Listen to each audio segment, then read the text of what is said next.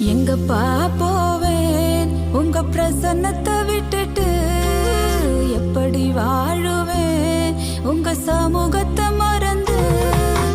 எங்கப்பா போ